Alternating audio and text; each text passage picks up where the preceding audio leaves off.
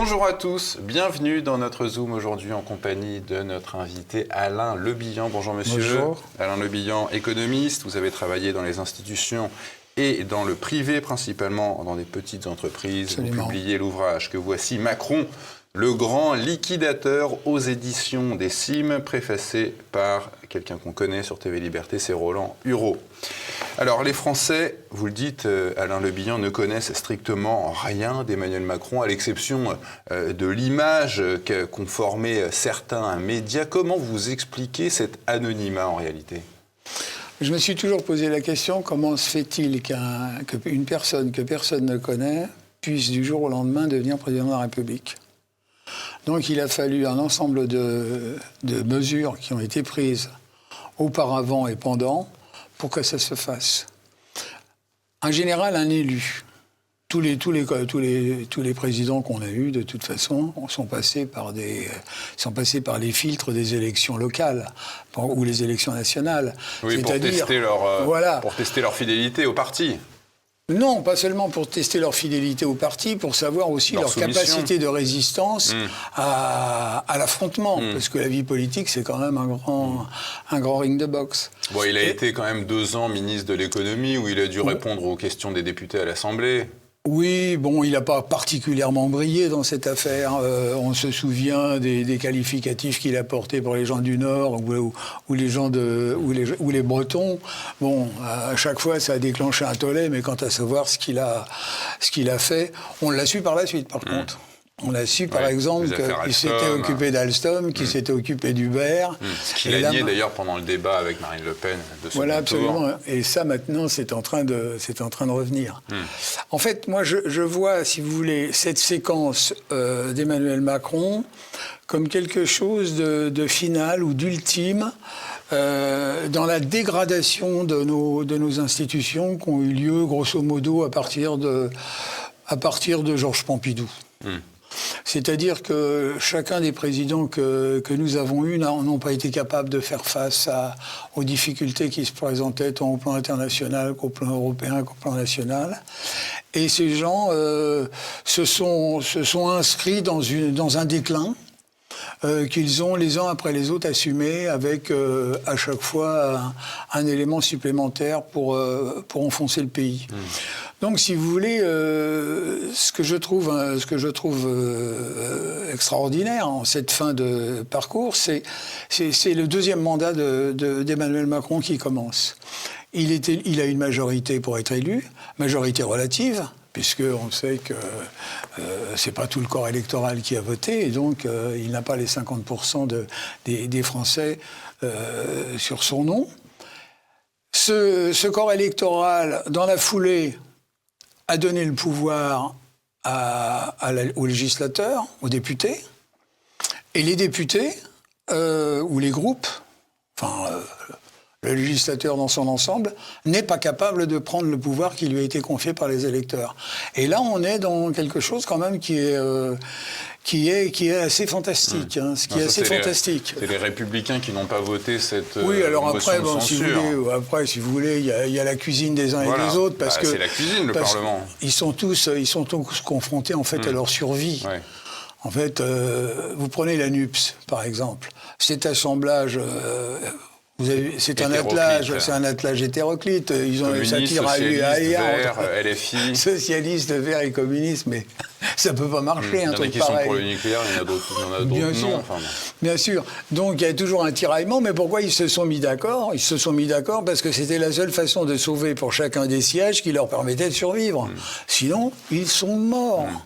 Et les Républicains, ils ont été touchés de la même façon.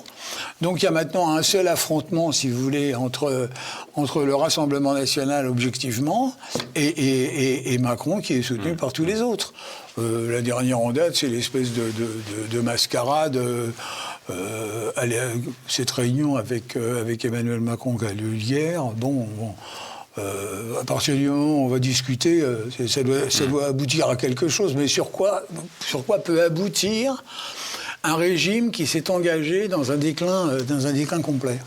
Alors vous soulignez aussi quelque chose de très intéressant, Alain Billan, c'est qu'il n'y a jamais eu autant de grands commis de l'État qui soient devenus millionnaires dans le privé. Alors qu'est-ce que ça révèle du pouvoir macronien ? Ça révèle tout simplement, si vous voulez, que tous les systèmes de passage entre le public et le privé qui ont été mis en place depuis quand même un certain temps et qui ont pris un essor extraordinaire pendant la période de Valéry Giscard d'Estaing, maintenant fonctionnent à fond. C'est d'autant plus vrai que, et ça c'est quand même un indice qui doit nous interroger, vous avez plus d'une centaine de hauts fonctionnaires à Bercy qui ont des rémunérations qui sont au-delà du statut de la fonction publique. Et lorsque les députés ont demandé quelles étaient ces rémunérations, il y a une dizaine d'années déjà, ils n'ont jamais rien obtenu. On ne leur a pas donné. C'est-à-dire que, d'une certaine façon, ce ministère est opaque. Mafia, Or, quand on voit les résultats... il gère 3200 milliards de dettes, quand même. Vous parlez de capitalisme de connivence et Absolument. Capitalisme de casino. Alors, c'est quoi cette expression, ces expressions ? C'est-à-dire que, si vous voulez, il y a des gens qui sont informés, qui sont initiés, et la circulation des informations fait qu'on se branche sur les coups qui se présentent. Et c'est pas nouveau, la connivence. Mais elle a pris une dimension extraordinaire avec Emmanuel Macron. Et le casino, c'est la spéculation à grand... Oui, c'est-à-dire que vous avez quelque chose de fantastique, c'est qu'on donne de la valeur à des choses qui n'en ont pas par tout un système spéculatif. Ouais. Mais quand vous prenez... Je prends par exemple la presse. La presse française, elle n'est pas lue. La presse écrite, elle n'est plus lue. Ouais. Il suffit de prendre le métro pour savoir que personne n'a les journaux, alors qu'avant, vous voyez tout le temps les gratuits, et même plus. Et paradoxalement, donc on les finance. Et on vous dit, ah ben non, il faut financer les journaux parce que c'est pour la démocratie. C'est-à-dire qu'on finance des produits que personne ne lit pour défendre la démocratie. Mais on est dans un monde qui n'existe pas. Alors, c'est quel monde, celui-là ? Et combien d'autres ? Alors, autre passage intéressant dans votre livre, quand vous dites qu'Emmanuel Macron, au fond, veut dissoudre la France dans un assemblage européen dominé par l'Allemagne. Comment voyez-vous qu'il s'y prend ? Ah oui, mais ça c'est évident. Puis il y a des indices et puis il y a des manifestations permanentes. Moi, une que j'ai trouvée quand même particulièrement forte, c'est la reconnaissance de l'Alsace, c'est-à-dire des deux départements. On se rappelle que on avait demandé aux deux départements s'ils voulaient se dissoudre dans un seul. Ça a été un référendum qui a été présenté aux électeurs alsaciens. Exact. Ils ont dit non. Mais c'est comme celui de 2005 concernant la Constitution européenne. On a tout simplement déclaré que cette région, donc on l'unifie, ce serait une région européenne. C'est-à-dire que ce territoire qui nous a valu 3 guerres avec l'Allemagne, on trouve moyen de la co-gérer. De fait. Alors que les Alsaciens ont choisi la France. Voilà. Donc, si vous voulez, c'est un des aspects, c'est une des manifestations de la dissolution. Alors après, quant au reste, vous le voyez dans toutes les manifestations concernant la politique économique, la politique sociale, les retraites, à chaque fois, l'instance dominante, c'est l'instance de Bruxelles. Et donc, à partir de ce moment-là, on est dissous. On est dans un ensemble fédéral qui ne veut pas dire son nom. Je rappelle quand même que... Fédération allemande, quoi. Voilà. Alors, les Allemands ont l'habitude de la fédération, ils en sont une. Donc, ils gèrent comme ça. Et on le voit à travers de Van der Leyen, qui finalement nous donne des oukases en permanence, oukases qui ont été certainement préparées avant, de façon à ce que tout le monde soit d'accord et que les choses se passent pas trop mal. C'est d'ailleurs ça qui va être un élément de rupture d'ici peu. Les fonctionnaires français, et vous l'avez peut-être constaté, ne défendent jamais la France dans les institutions internationales. Alors ça, c'est pas moi qui le dis, oui. Ça, Pourquoi cette fascination pour l'Allemagne, pour les Allemands ? C'est pas seulement les Allemands, c'est aussi les Américains. En fait, c'est les hauts fonctionnaires allemands qui ont dit ce qu'il y a de bien avec les hauts fonctionnaires français, c'est qu'ils défendent jamais leur patrie. Ils disent oui à tout, quoi. Oui, c'est ça. On leur demande de nous vendre 500 tonnes de leur or, ils le font, quoi. Voilà. C'est-à-dire que vous avez dans leur esprit, si vous voulez, un tel niveau de suffisance par rapport à la vie quotidienne du citoyen lambda, qu'ils sont sur des hautes sphères qui leur permettent de voir l'intérêt général en tant qu'intérêt universel, mais pas en tant qu'intérêt des Français. Vous évoquez aussi le principe de séparation des pouvoirs constitutif de la République, en principe, mais vous dites qu'il a, Emmanuel Macron, modifié les termes de l'exercice du pouvoir républicain. Il n'y a plus de séparation des pouvoirs, à vos yeux ? De fait, il n'y en a pas. De fait, il n'y en a pas. Alors déjà, d'une part, si vous voulez, vous savez, dans la doctrine française, vous avez l'exécutif, le législatif, l'autorité le judiciaire. Bon. Le judiciaire, c'est pas un pouvoir. C'est une autorité. C'est une autorité. Ouais. C'est-à-dire qu'elle dépend de l'exécutif. Elle dépend du ministère de la Justice. Voilà. C'est-à-dire le parquet dépend du ministère de la Justice. Oui, ce que le parquet, ce serait... À la limite, le parquet, c'est normal. Ouais. Les tribunaux, c'est autre chose. Vous voyez ce que je veux dire ? C'est-à-dire qu'on se trouve dans une situation quand même extraordinaire où cette manifestation de cette conjonction entre l'exécutif et le judiciaire, on l'a vu lors de l'élection présidentielle de 2017. Comment Emmanuel Macron peut être élu ? Il est élu parce qu'il y a un coup d'État judiciaire qui a été monté. On a éliminé le candidat qui devait être élu, c'est-à-dire François Fillon. Il a été éliminé. Avec des histoires, alors après qu'il a fallu un peu ornementer, mais il a été éliminé pour que la place soit faite à Emmanuel Macron. Et on a vu ensuite ce personnage inconnu, comment la plupart des gens de la haute finance se sont mis derrière lui pour faire en sorte qu'il fasse barrage à l'horreur. Voilà, c'est ce qui me fait dire. Alors ça, c'est le début.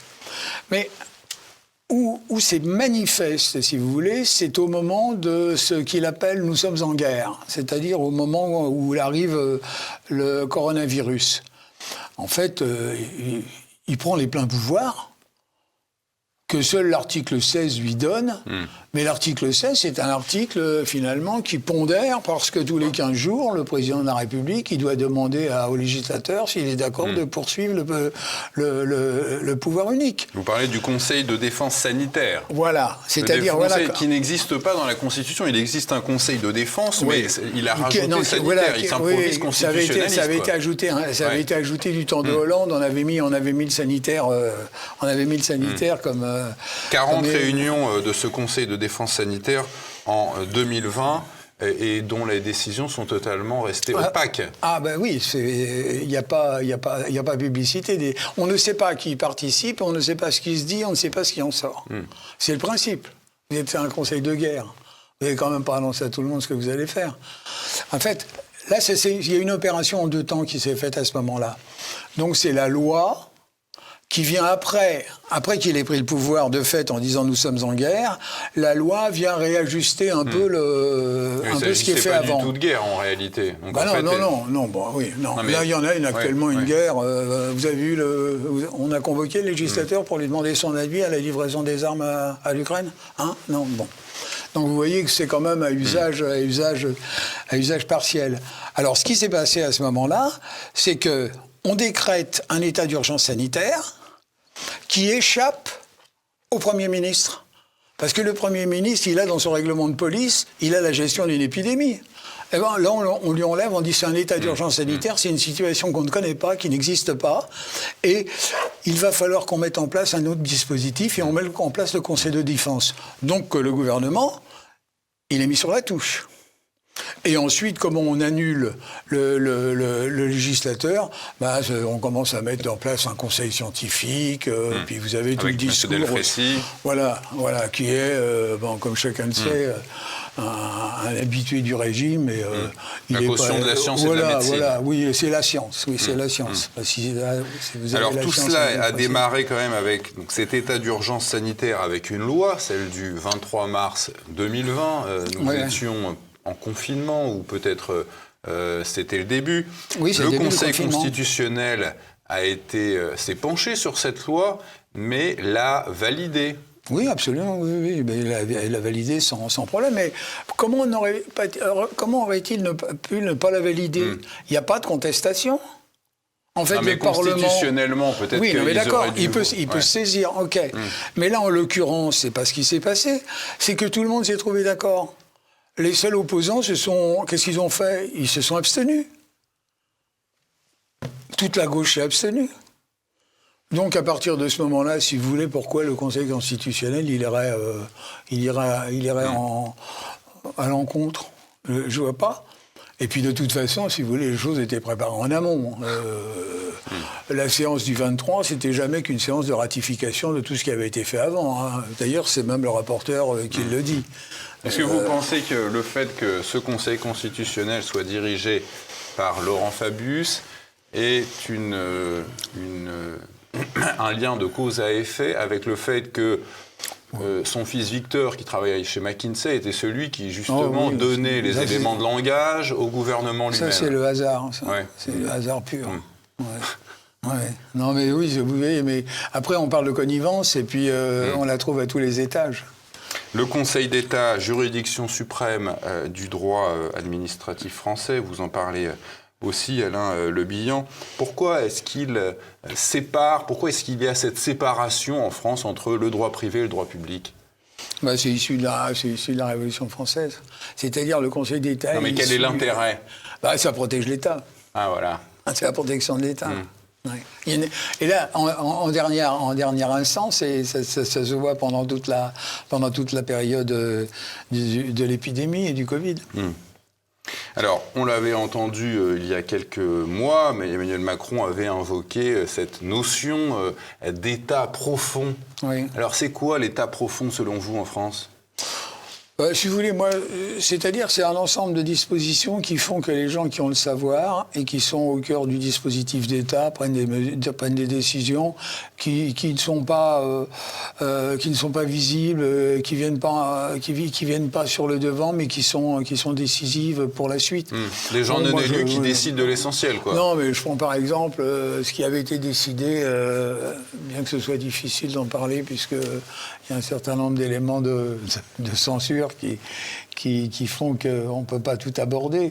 Mais enfin, il y a des mesures qui ont été prises. Quand vous voyez, par exemple, comment fonctionne le ministère de la Santé, c'est jamais qu'un regroupement d'agences qui s'épaulent les unes les autres, et on ne sait pas très bien qui fait quoi. Par contre, à la finale, ça oriente quand même,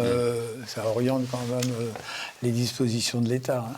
Le président américain Eisenhower avait eu cette phrase que vous citez d'ailleurs. Aux États-Unis, il y a une crainte que des personnes non élues puissent disposer de trop de pouvoir. Oui, c'est ça. Ouais. C'est ça. On peut penser à la dame qui dirige la Commission européenne actuellement. Oui, par exemple. Oui. Et puis il y en a bien d'autres. Il y en a bien d'autres. Mais effectivement, alors la notion d'État profond, de deep state, c'est les Américains qui ont mis ça en place. C'est le concept que les Américains ont utilisé.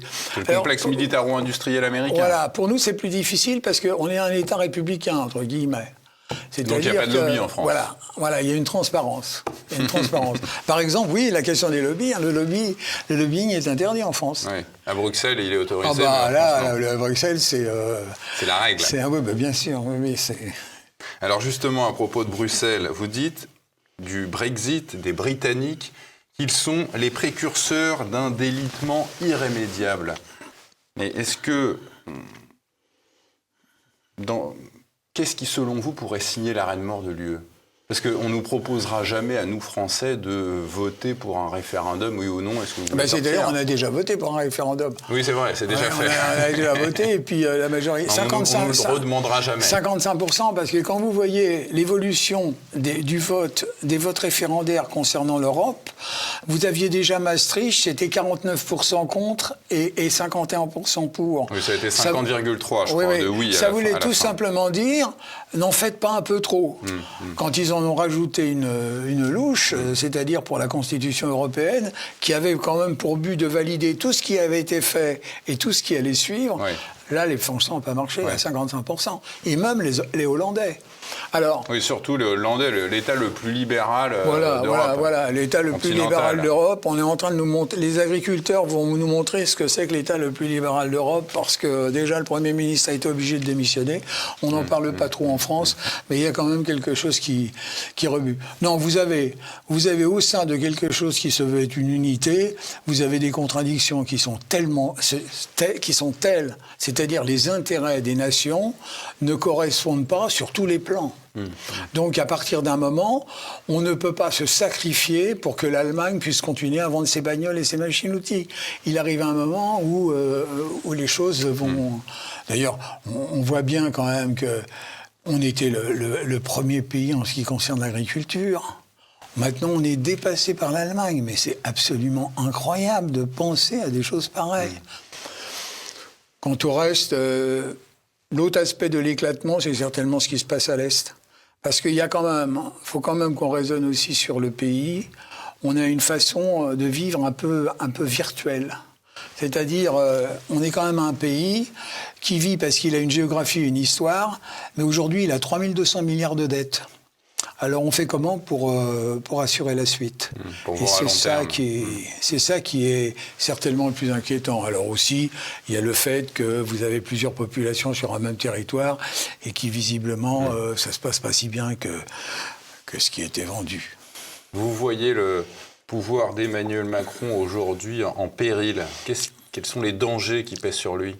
C'est-à-dire que, si vous voulez, ces moyens de diriger, bon, c'est vrai que ça fonctionne avec les oukases de Bruxelles, mais ces moyens de diriger en tant que président de la République française sont extrêmement limités.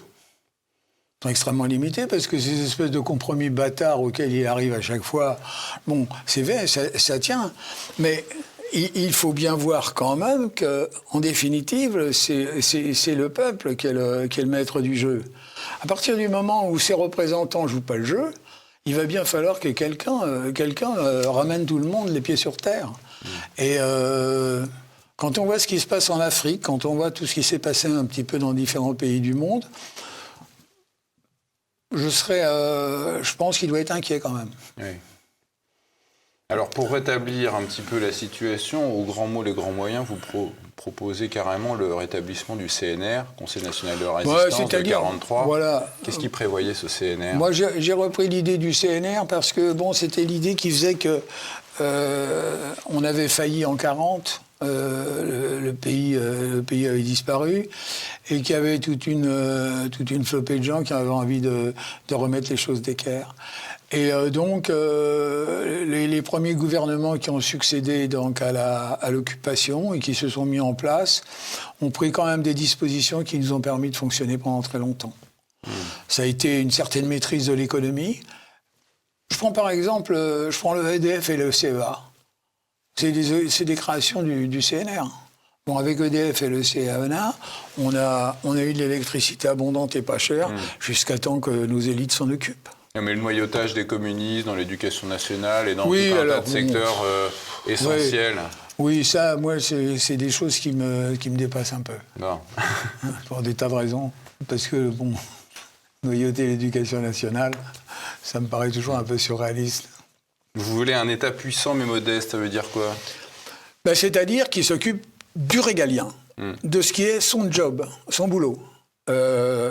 Aujourd'hui, de quoi il s'occupe? Il s'occupe de tout ce qui ne le concerne pas. Il se concerne de l'entreprise et la vie des entreprises. Il s'occupe du sociétal. Il s'occupe du comment chacun doit vivre. Et par contre, tout ce qu'il considère, tout ce qui est du domaine de son travail, la sécurité, l'éducation, l'énergie, tout s'écroule. Oui. Il n'y a plus rien qui marche. Mais enfin, il est quand même censé s'occuper de tout aujourd'hui. La justice, oui. Vouloir s'occuper non, il ne peut pas... Alain Le Bihan, vouloir s'occuper de tout pour autrui, ça ne s'appelle pas le totalitarisme? Si, c'est du totalitarisme. Avec cet aspect un peu particulier qui existe, c'est qu'on a souvent utilisé le terme de dictature administrative. Moi-même, j'ai utilisé dictature administrative. Mais là, on est dans une phase un peu psychanalytique. On est du domaine de la tyrannie. C'est-à-dire, c'est pas toujours c'est pas toujours cartésien, les mesures qui sont prises. Ça va dans le sens, ça part un peu dans tous les sens. Et alors là, quand on commence à rentrer dans tout ce qui est le domaine du sociétal, alors là, on aboutit à quelque chose qui est absolument... Inédit. C'est complètement inédit, oui, on peut pas... On ne pouvait pas l'imaginer, ne serait-ce qu'il y a 20 ans. Alain Le Bihan, votre ouvrage, le voici, Macron, le grand liquidateur, avec quoi qu'il en coûte. Un petit virus, quoi qu'il en coûte, entouré de plein de seringues, c'est à lire et à retrouver sur la boutique officielle de TV Liberté. Merci à vous, monsieur. Je vous remercie.